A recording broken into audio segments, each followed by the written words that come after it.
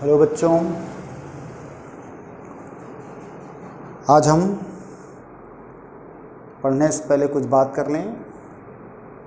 क्योंकि हमारा यह समय बहुत ही विपत्ति काल है। पूरा देश दुनिया कोरोना की कहर झेल रहा है और हमारे शास्त्रों में उल्लेख है कि विपत्ति काल में हमको और अधिक विवेकशील होने की ज़रूरत पड़ती है। इसलिए हम ज़्यादा विवेकशील हों, कहीं इधर उधर फालतू ना घूमें, डेटा को हम पढ़ाई को छोड़कर किसी दूसरी चीज़ों में मिसयूज़ ना करें और अपने आप को सावधानीपूर्वक रखें और कोरोना से संबंधित जो भी गाइडलाइंस है हमारा उसको सदस्यता पालन करें। चलिए आज हम पढ़ते हैं क्लासिफिकेशन ऑफ कोलाइडल सॉल्यूशन, कोलाइडी विलयन का वर्गीकरण। Classification of colloidal solution. और जैसा कि हम जानते हैं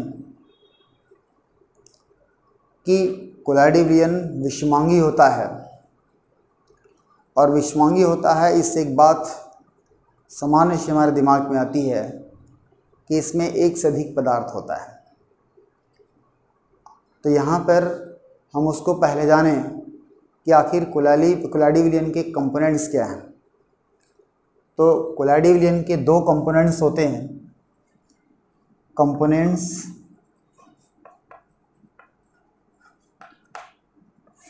दो होते हैं, एक होता है डिस्पर्स फेस और दूसरा होता है डिस्पर्सन मीडियम। इसको कहा जाता है परिक्षिप्त प्रावस्था और ये कहलाता है परिक्षेपित माध्यम।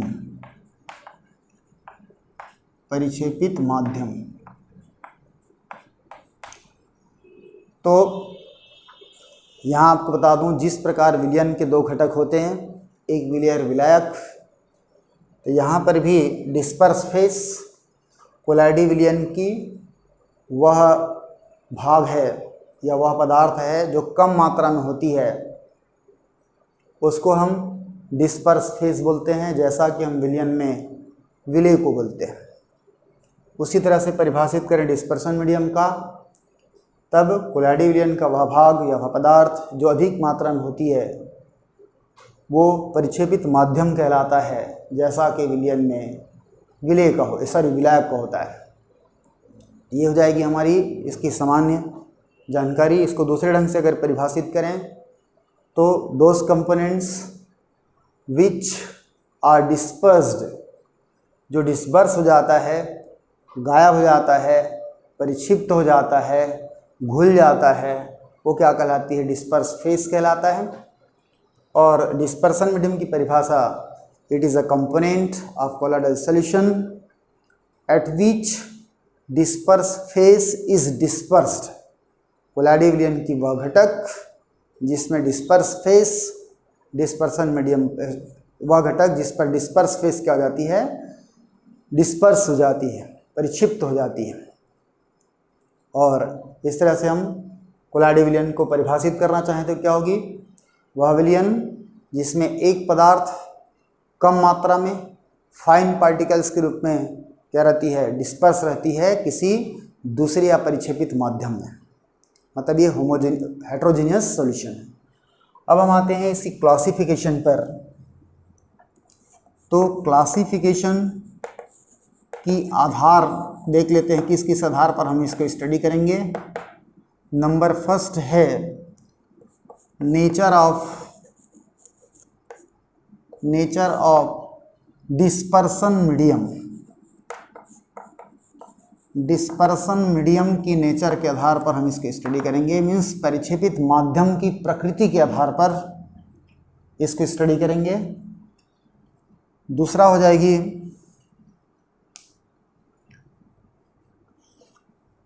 इंटरमॉलिक्यूलर फोर्स के बीच पर, on the basis of intermolecular force acting between disperse phase and dispersion medium. Dispersion medium मतलब परिक्षिप्त प्रावस्था और परिक्षेपित माध्यम के बीच कार्य करने वाले अंतर आणविक बल के आधार पर, यह है हमारा डिस्पर्सन मीडियम की प्रकृति के आधार पर। और तीसरा है वह हमारा on the basis of charge on colloidal particle. Colloidal particle की आवेश के आधार पर। और पांचवा हो जाएगी size of colloidal particle, on the basis of size of colloidal particle. ये चार आधार हैं। इस चार आधार पर हम देखेंगे क्लासिफिकेशन में nature of dispersion medium, means परिक्षेपित माध्यम की प्रकृति पर, फिर परिक्षिप्त प्रावस्था और परिक्षेपित माध्यम के बीच कार्य करने वाले अंतराणविक बल के आधार पर, तीसरा है कोलाइडी पार्टिकल्स में आवेश के आधार पर, और चौथा देखेंगे हम कोलाइडल पार्टिकल्स की आकार के आधार पर। यहाँ हम देखते हैं नेचर ऑफ डिस्पर्शन मीडियम की बेस पर। तो यहाँ पर मैं कुछ सामान्य सी हम देख लेते हैं। यहाँ पर देखो परिक्षिप्त प्रावस्था परिक्षिप्त प्रावस्था और परिक्षेपित माध्यम, परिक्षेपित माध्यम के आधार पर अगर इसको हम क्लासीफाई करना चाहें सामान्य सी, इसके ऊपर उठ के बात कर दूं तो परिक्षिप्त प्रावस्था और परिक्षेपित माध्यम के अवस्थाओं के आधार पर भी इसको वर्गीकृत की जा सकती है। जिस प्रकार हमने विलयन में पढ़ा था, विलेय और विलायक की अवस्था के आधार पर विलयन को 9 कैटेगरी में बांटा गया था, ठीक उसी तरह से यहाँ पर परिक्षिप्त प्रावस्था और परिक्षेपित माध्यम की अवस्थाओं के आधार पर भी क्या होती है, हम इसको भी उसके तरह 9 क्लास में बांट सकते हैं। परंतु यहाँ पर ध्यान देना है आपको कि disperse phase gas, dispersion medium gas से बना हुआ विलयन यहाँ पर कोलाइडल स्थिति में नहीं होती, वो होमोजीनियस होता है और इसलिए इसको कोलाइडी विलयन की श्रेणी में नहीं रखा जाता। इसलिए हमारे पास केवल 8 ही प्रकार बच जाती है, केवल 8 प्रकार बच जाती है कोलाइडी विलयन की। और चाहें तो हम उस 8 को देख सकते हैं। देखिए यहाँ पे हम इसको देखना चाहते हैं। परिक्षिप्त प्रावस्था को अगर सॉलिड लेते हो तो इसको भी ले लो आप सॉलिड, तो सॉलिड का सॉलिड में, सॉलिड का लिक्विड में, माध्यम को फिक्स कर देते हैं तो यह हो जाएगा लिक्विड का सॉलिड में और गैस का सॉलिड में। ये 3 प्रकार ऐसा हो गया। मैंने परिक्षिप्त प्रावस्था ठोस, परिक्षेपित माध्यम ठोस से बना कोलाइडी विलयन, परिक्षिप्त प्रावस्था द्रव, परिक्षेपित माध्यम ठोस से बना कोलाइडी विलयन। इस तरह से हम देखते हैं। अब इसके बाद इसको बदलते हैं तो ये लिक्विड लो, 3 बार लिक्विड आएगा। यहाँ पे क्या हो जाएगी, सॉलिड का लिक्विड के साथ, लिक्विड का लिक्विड के साथ और गैस का लिक्विड के साथ। तीसरा अगर इसको गैस लेते हैं हम लोग, 3 में यहाँ पे आ जाएगा, एक तो सॉलिड का गैस के साथ, फिर लिक्विड का गैस के साथ और गैस का गैस के साथ हमने विलयन में देखा था। लेकिन चूंकि ये होमोजीनियस होता है इसलिए कोलाइडल विलयन की कैरेक्टरिस्टिक्स को फॉलो नहीं करता, इसलिए यहाँ पर हम यहाँ कोलाइडल में इस श्रेणी को नहीं रखते और इस तरह से हमारे पास 1 2 3 4 5 6 7 8 प्रकार के कोलाइड विलयन होते हैं, इसके आधार पर, अवस्था के आधार पर। अब हम नेचर के आधार पर देखने जा रहे हैं। तो यहाँ पे याद रखिएगा, अगर परिचित प्रवस्था ठोस होती है और परिक्षेपित माध्यम द्रव होती है तो इनसे बने कोलाइडी विलयन को हम बोलते हैं सॉल। इसको बोला जाता है सॉल। परिभाषा क्या होगी? परिचित प्रवस्था ठोस तथा परिक्षेपित माध्यम द्रव से बना कोलाइडी विलयन सॉल कहलाता है। दूसरा हो जाएगी, अगर इसको पलट दें, परिचित प्रवस्था लिक्विड, परिक्षेपित माध्यम ठोस, तो ये कहलाएगा हमारा जेल। और तीसरा, अगर दोनों लिक्विड होते हैं तो ये कहलाता है हमारा मिशेल। ये कहलाता है हमारा मिशेल। हम 3 प्रकार की कोलाइडल विलयन के बारे में विशेष रूप से स्टडी करेंगे। अब हम यहाँ पर देखने जा रहे हैं सॉल के प्रकार। ये इसकी सॉल को क्लासीफाई करेंगे। तो यहाँ पर देखो क्या दिया है, परिक्षेपित माध्यम सॉलिड, परिक्षेपित प्रवस्था सॉलिड और परिक्षेपित माध्यम लिक्विड। विलायक के रूप में लिक्विड होगा। तो हमारे पास लिक्विड क्या होती, 3 तरह से होती है। यहाँ से यहाँ पर क्या हो जाएगा, देखो परिक्षेपित प्रवस्था सॉलिड है, अगर लिक्विड के रूप में हम H2O ले सकते हैं, और यहाँ पर हम ले सकते हैं बेंजीन C6H6, या फिर ले सकते हैं एल्कोहल, या फिर ले सकते हैं एयर। इसके आधार पर देखें तो यही सॉल कहलाती है ये कहलाएगा हाइड्रोसॉल कहलाएगा। जब बेंजीन होती है तो यही सॉल कहलाता है बेंजोसॉल, और अल्कोहल होती है तो यही सॉल कहलाता है एल्कोसॉल, और एयर होता है तो ये कहलाता है एरोसॉल। याद रखिएगा, हाइड्रोसॉल है मीन्स डिस्पर्सन मीडियम जल है, बेंजोसॉल है मतलब डिस्पर्शन मीडियम बेंजीन है, एल्कोसॉल है मतलब डिस्पर्शन मीडियम अल्कोहल है, और अगर एरोसॉल है तो डिस्पर्शन मीडियम एयर है। ये 4 प्रकार की बातें होती हैं। ये तो हो गई हमारी सॉल के प्रकार। ये है हमारा नेचर ऑफ डिस्पर्शन मीडियम के बेस पर। अब हम देखने जा रहे हैं दूसरे प्रकार पर। दूसरे प्रकार में हमारे पास है on the basis of intermolecular force acting disperse phase and dispersion medium. इसके बेस पर 2 प्रकार का होता है। ये होता है लायोफिलिक और ये होता है लायोफोबिक। यहाँ पर लायो का मतलब याद रख लो, तो आपको याद करने में आसान हो जाएगा, सॉल्वेंट, और ये होता है लविंग। सॉल्वेंट लविंग कैरेक्टर रखने वाले जो कोलाइडी सॉल्यूशन होते हैं वो लायोफिलिक कहलाते हैं। और यहाँ पर ये होता है सॉल्वेंट्स, लायो means solvent plus philic means होता है हेटिंग। तो यहाँ पर सॉल्वेंट हेटिंग जो कोलाइडी सॉल्यूशन होते हैं, जो नेचर रखते हैं, वो क्या हो जाता है, हमारा लायोफोबिक कहलाता है।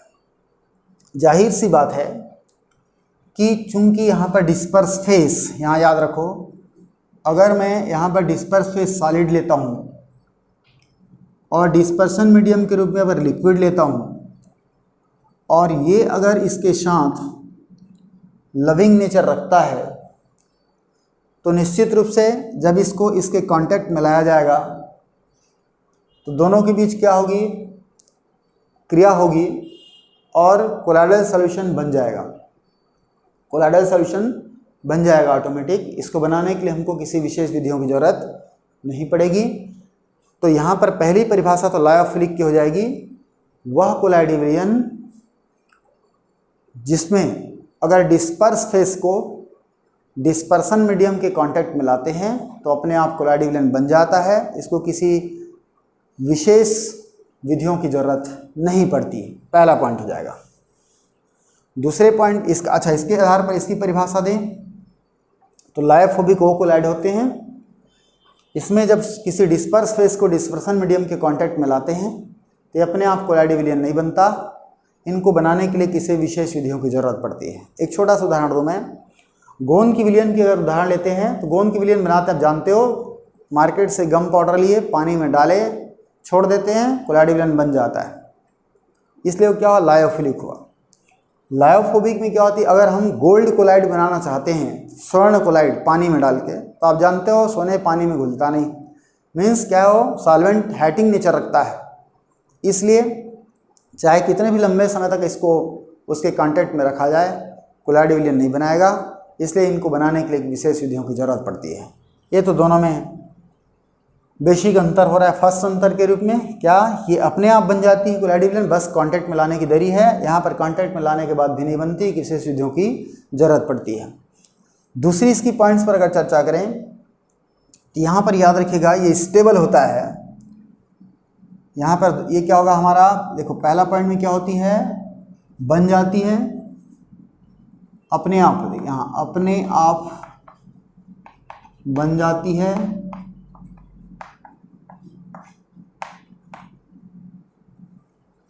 इसको पूरा लिख, मैं डिस्पर्स फेस को डीपी लिख रहा हूँ। डिस्पर्स फेस को डिस्पर्सन मीडियम के कांटेक्ट में लाने से कोलाइडी विलयन, कोलाइडल सॉल्यूशन अपने आप बन जाती है, आप बन जाती है। जबकि अच्छा, इसमें क्या होती है, नहीं बनती। पहला क्या होगा, नहीं बनती, हम लिख सकते हैं बस वहाँ से नहीं बनती। दूसरा अगर देखते हैं हम लोग तो यहाँ पे क्या हो जाएगी, ये स्टेबल होता है, स्थायी होता है। और इसका दूसरा पॉइंट क्या होगा, इसका उल्टा, ये अस्थायी होगा। तीसरी पॉइंट इसकी बात करें हम तो इस पर विद्युत अपघट्य का कोई प्रभाव नहीं पड़ता। विद्युत अपघट्य का कोई प्रभाव नहीं पड़ता, और यदि पड़ता है तो उसको रिवर्स की जा सकती है। और यहाँ पर क्या होती है, विद्युत अपघट्य के द्वारा स्कंदित हो जाती है। विद्युत अपघट्य के द्वारा स्कंदित हो जाती है। तीसरी स्थिति में देखें हम, चूंकि ये विद्युत अपघट्य द्वारा स्कंदित होकर नीचे बढ़ जा रहा है, यानी कोलाइडी कण आपस में जुड़ के नीचे बढ़ जाते हैं, तो कोलाइडी कणों का आपस में जुड़कर नीचे बैठना क्या कहलाता है, वो स्कंदन कहलाता है। तो ये विद्युत अपघट्य के द्वारा स्कंदित नहीं होते, अगर थोड़ा बहुत हो भी जाते हैं तो ये रिवर्स हो जाते हैं। लेकिन ये विद्युत अपघट्य द्वारा स्कंदित हो जाते हैं, और एक बार स्कंदित होने के बाद ये रिवर्स नहीं होते, और इसलिए हम यहाँ पर बोल सकते हैं ये क्या होती है, हमारा उत्क्रमणीय होता है, और ये होता है अनुत्क्रमणीय होता है। ये 4 पॉइंट्स होते हैं। तो यहाँ पर देख लेते हैं एक बार फिर सही तौर पर। लायोफिलिक मीन्स बताया मैं, solvent loving nature. Lyophobic means solvent hating nature. और यहाँ पर क्या होगी, फर्स्ट जब डिस्पर्स फेस को डिस्पर्सन मीडियम के कांटेक्ट में लाते हैं, कोलाइड विलयन बन जाती है अपने आप। यहाँ पर ये नहीं बनती, विशेष विधियों की जरूरत पड़ती है। ये स्थायी होता है, यह अस्थायी होता है। विद्युत अपघट्य डालने पर स्कंदन नहीं होता भी है तो रिवर्स हो जाता है। ये विद्युत अपघट्य द्वारा स्कंदित हो जाती है और इसको रिवर्स नहीं की जा सकती, इसलिए उत्क्रमणीय होता है और ये अनुत्क्रमणीय होता है। अगला पॉइंट के रूप में आप देख सकते हो, हमारे पास स्टार्च का विलयन, गोंद का विलयन, toothpaste, ink, they are the examples of lyophilic colloids, and all metal colloids are the example of lyophobic colloid. स्वर्ण कोलाइड है, सिल्वर कोलाइड है, क्लोराइड नहीं बोल रहा हूँ, कोलाइड है, इसके श्रेणी में आते हैं। ये हो गए हमारे किसके बेस पर, इंटरमॉलिक्यूलर फोर्स के बेस पर। यहाँ आपको बता दूं, 12वीं की स्टेट बोर्ड एग्जाम में अधिकांश साल लायोफिलिक एंड लायोफोबिक से रिलेटेड क्वेश्चन आया है। ऐसा बहुत ही कम साल गया होगा जिसमें इससे रिलेटेड क्वेश्चन आया हो, तो इसलिए आप इसे ध्यान रखिए। कॉम्पिटिटिव एग्जाम में भी अक्सर इससे क्वेश्चन पूछे जाते हैं। तीसरा है हमारे पास चार्ज ऑन कोलाइडल पार्टिकल। तो यहाँ पर चार्ज ऑन कोलाइडल पार्टिकल के बेस पर भी ये दो प्रकार का होता है।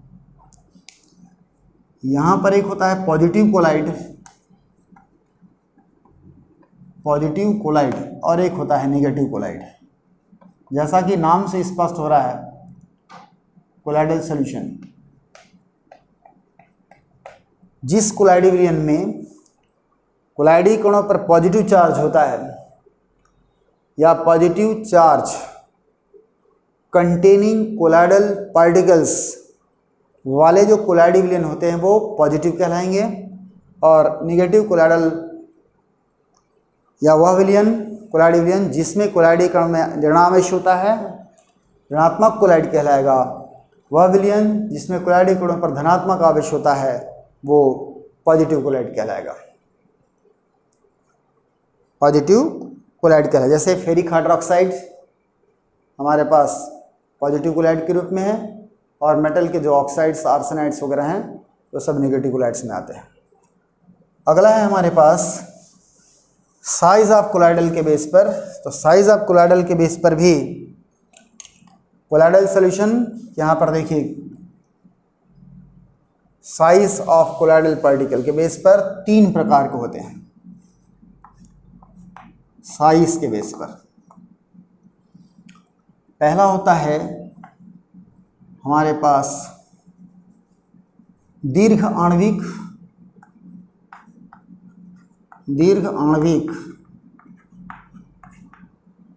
दूसरा होता है बृहद आणविक,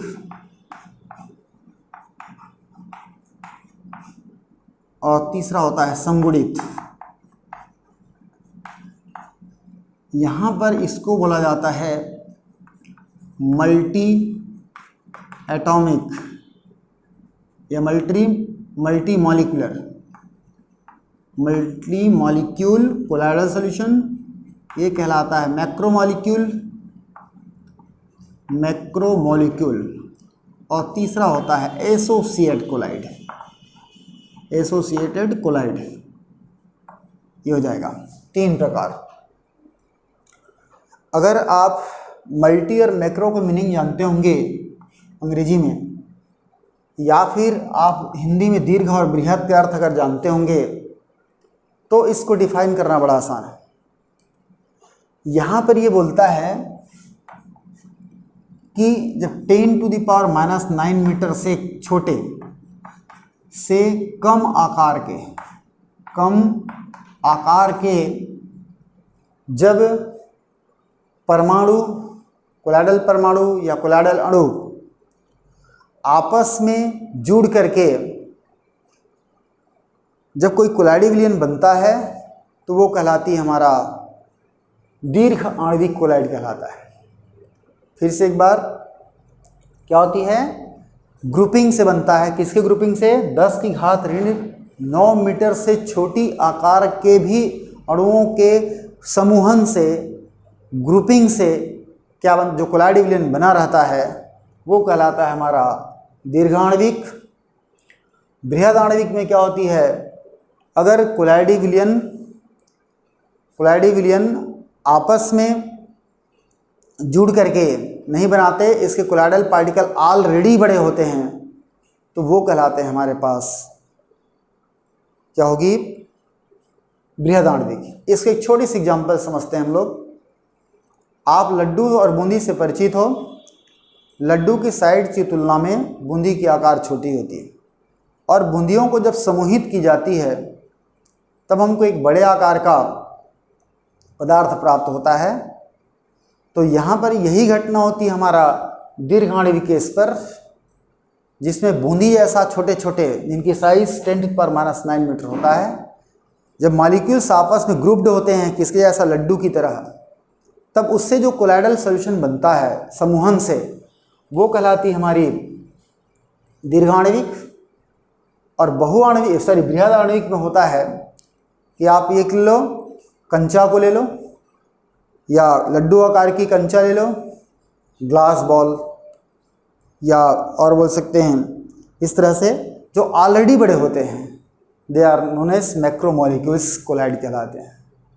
ये दो हो गए। तीसरा हम यहाँ पर संगुणित कोलाइड की बात करते हैं। तो संगुणित कोलाइड क्या है उस पर थोड़ा नजर डालते हैं। संगुणित कोलाइड में जरा देखो आप, इसकी डेफिनेशन है कि कुछ सब्सटेंस या कुछ विलयन ऐसे हैं जो लो कॉन्सेंट्रेशन पर ट्रू सॉल्यूशन की तरह बिहेव करते हैं, ट्रू सॉल्यूशन की तरह बिहेव करता है, बट इन हाई कॉन्सेंट्रेशन ये क्या करता है, कोलाइड की तरह बिहेव करता है, कोलाइड की तरह बिहेव करता है।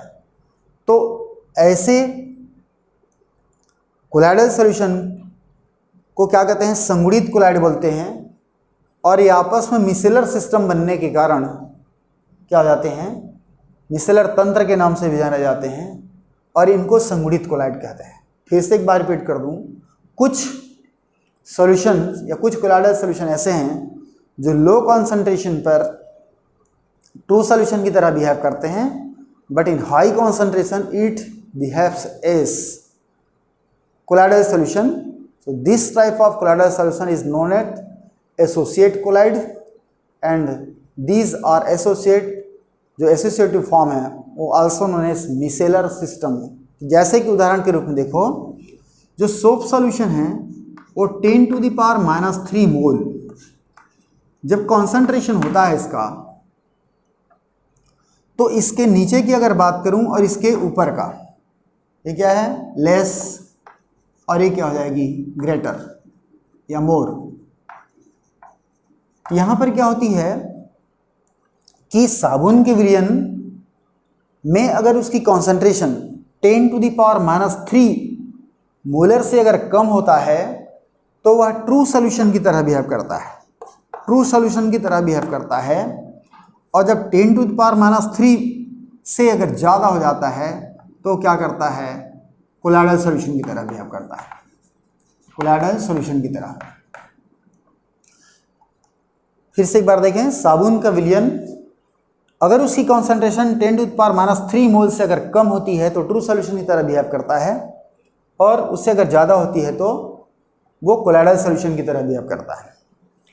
तो यहाँ पर यह एक ऐसा कॉन्सेंट्रेशन है जिसके नीचे वह ट्रू सॉल्यूशन की तरह बिहेव कर रहा है और उसके ऊपर वो कोलाइडल सॉल्यूशन का बिहेव करता है। उस कॉन्सेंट्रेशन को बोलते हैं CMC या critical micellar concentration. Critical micellar concentration ये कहलाती है क्रांतिक मिशेल सांद्रता, क्रांतिक मिशेल सांद्रता। अगर हमसे 2 नंबर के प्रश्न पूछे तो हम बता सकते हैं क्रांतिक मिशेल सांद्रता क्या है, तो वह सांद्रता जिसके नीचे कोई कोलाइड विलयन या जिसके नीचे कोई विलयन ट्रू विलयन की तरह बिहेव करता है और जिसके ऊपर वो कोलाइडल विलयन की तरह बिहेव करता है, क्या कहलाता है, CMC क्रिटिकल मिसेलर कॉन्सेंट्रेशन कहलाता है। जैसे कि साबुन की क्रिटिकल मिसेलर कॉन्सेंट्रेशन 10⁻³ मोल होता है और अलग अलग पदार्थों की CMC का मान अलग अलग होता है। अब हम यहाँ देखेंगे मिसेलर सिस्टम को समझने के लिए सबसे बड़ा एक अच्छा उदाहरण होता है क्लीनिंग एक्शन ऑफ सोप। साबुन से कपड़े की गंदगी पृथक होना के जो सिद्धांत है वो इसी सिद्धांत पर आधारित है। जरा हम इसको समझते हैं साबुन या डिटर्जेंट से। तो पहले तो हम जानना चाहते हैं साबुन क्या है, डिटर्जेंट क्या है। सोप की बात करें हम लोग और यहाँ डिटर्जेंट की बात करें, हम जानते हैं इनका उपयोग हम कपड़े से गंदगी पृथक करने के लिए यूज़ करते हैं या क्लीनिंग ऑफ क्लोथ भी यूज़ करते हैं।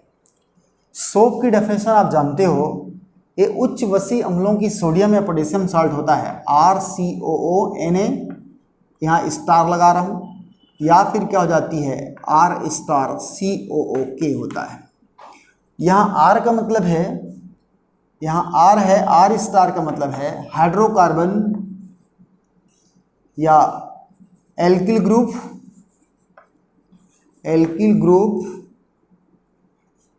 Containing 15 or more more carbon atom, more carbon atom. ऐसा एल्किल ग्रुप जिस पर 15 या 15 से अधिक कार्बन परमाणु होते हैं। जैसे यहाँ पर हम देखें इसको तो हमको मिल जाएगा, यहाँ से अगर लेते हैं C15 अगर डालते हैं C15 H31 CONA, ये कहलाता है सोडियम स्टीयरेट कहलाता है, सोडियम स्टीयरेट, सोडियम स्टीयरेट। और अगर इसी को आप C17 H35 CONA लेते हो तो ये कहलाता है सोडियम पॉमेटेट, सोडियम पॉमेटेट कहलाता है। दोनों साबुनें परिभाषा के रूप में होती है उच्च वसीय अम्ल, उच्च वसीय अम्ल का सोडियम या पोटेशियम साल्ट क्या कहलाती है, साबुन कहलाता है।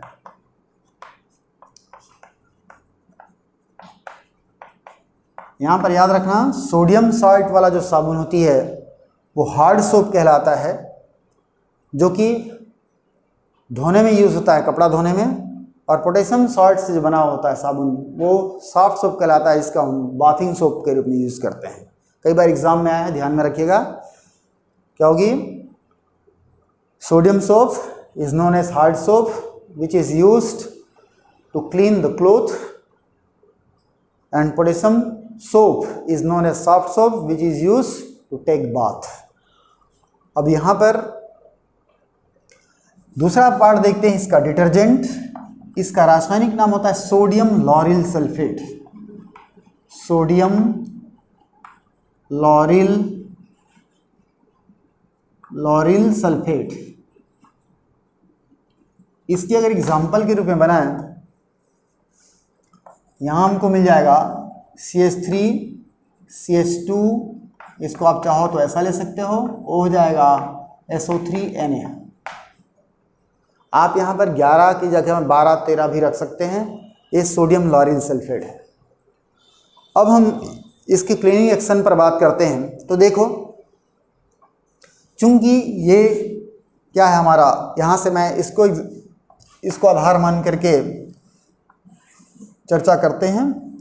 तो यहाँ पर देखो, ये जब यहाँ से भी ले सकते, ये जब पानी डालोगे आप, पानी डालने से इसका डिकम्पोज होगा, क्या बनेगा, C15 H31 CO minus and Na means stearate ion बनाएगा, सोडियम आयन बनाएगा। इसको पानी में डालोगे पॉमेटेड आयन बनाएगा, पॉमेटेड आयन, और क्या बनाएगा, सोडियम आयन बनाएगा। तो यहाँ पर देखो, ये वाला हिस्सा जो हम इसको लिखते हैं तो ये क्या है हमारा RCO माइनस, और ये क्या हो जाएगा Na। यहाँ पर ये हिस्सा हमारा हाइड्रोकार्बन पार्ट है, क्योंकि एल्किल ग्रुप हाइड्रोकार्बन से बना रहता है, हाइड्रोजन और कार्बन से केवल बना रहता है, इसलिए क्या होगी, हाइड्रोकार्बन पार्ट है। और यहाँ पर इसकी जो नेचर होती है वो होता है हाइड्रोफोबिक, हाइड्रोफोबिक होता है, मीन्स वाटर हेटिंग नेचर रखता है, मतलब जल के साथ बॉन्ड नहीं बनाता। जबकि ये जो टर्मिनल है, पोलर टर्मिनल है इसका, पोलर टर्मिनल, उसकी नेचर होती है हाइड्रोफिलिक नेचर होता है।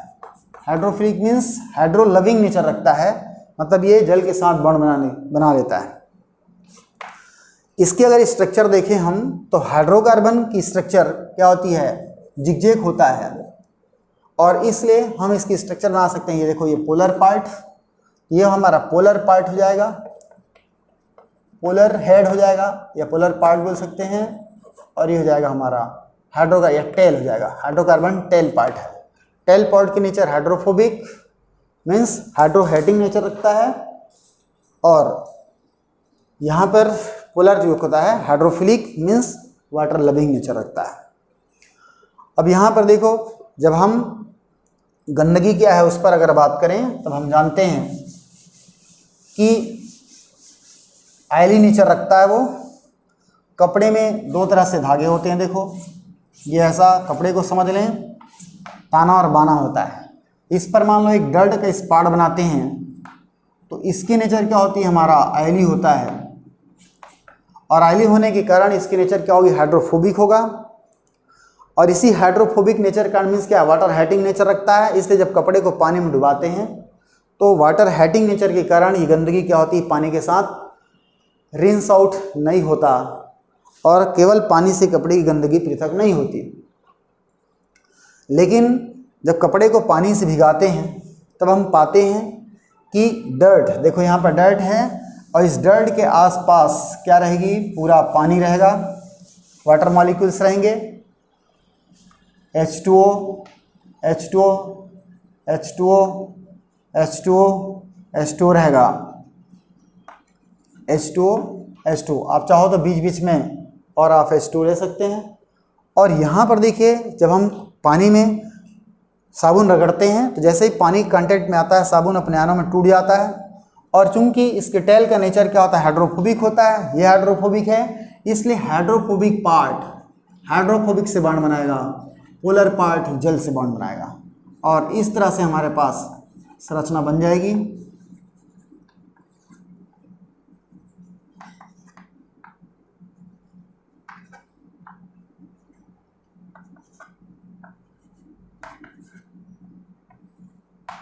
इस तरह से बन जाएगा। और हम चाहें तो H2O,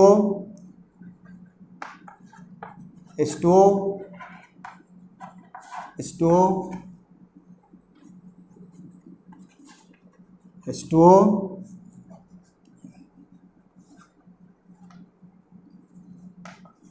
H2O, इस तरह से ये स्ट्रक्चर बन रहा है, एसोसिएट हो रहे हैं, और इसीलिए ये कहलाता है हमारा मिशेलर सिस्टम, मिशेलर तंत्र है ये। और इसी मिशेलर तंत्र के कारण देखिए आप क्या होता है, इसका एक सिरा हाइड्रोफोबिक और एक सिरा हाइड्रोफिलिक है। तो हाइड्रोफोबिक सिरा डर्ट से, हाइड्रोफिलिक सिरा जल से बॉन्ड बना लेता है, और एक तरफ से डर्ट पकड़ा है, एक तरफ से वाटर मॉलिक्यूल। जैसे ही हम वाटर को अगर वहाँ से रिंस करते हैं तो वाटर के साथ क्या होगी, ये हाइड्रो बॉन्ड बनने के कारण हाइड्रो पोलर टर्मिनल आगे बढ़ेगा, पोलर टर्मिनल के कारण क्या होगी, इसका हाइड्रोकार्बन टेल पोर्शन, और हाइड्रोकार्बन टेल से चूंकि ये बंधा हुआ है इसलिए इसके साथ क्या हो जाती है, बाहर हो जाती है, और कपड़े की गंदगी पृथक हो जाती है। ये मिशेलर सिस्टम बनने के कारण है। ये हमारी क्या थी, संगुणित कोलाइड था। तो चलिए आज के वीडियो में इतना ही, पढ़ते रहिए, आगे बढ़ते रहिए। हम अगली वीडियो में लेके आएंगे कोलाइड विलयन बनाने की विधि। तब तक आप हमारे साथ बने रहिए। Thank you.